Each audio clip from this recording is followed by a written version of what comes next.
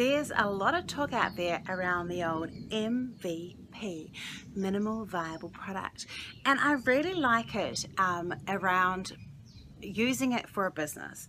But there's a few things that are bothering me about it that I wanted to raise.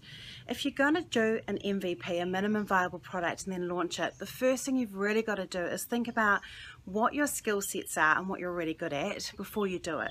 You need to think about who your target market actually is and whether there's actually a market for it before you launch it.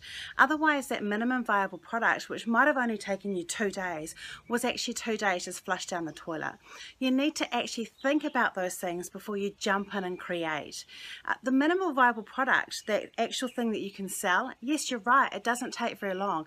I've just done a bunch of videos for courses. It took me half an hour to plan them out. It took me an hour to record them all, and then I'm going to get them with my VA to load them up and then have them live.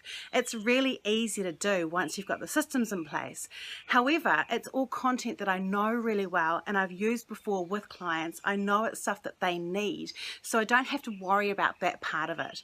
Minimal viable product isn't putting a whole lot of rubbish up on the internet. Sorry, mosquito. It's all about creating something that's valuable to the customer that you know is answering a need. And if you're not doing that, it's a waste of time focusing on a minimal viable product. Spend time creating a really effective strategy before you jump in and take action. Otherwise, you've just got a whole bunch of stuff running around the internet that doesn't really serve anyone and just creates noise. That's what I think about the MVP, the minimal viable product.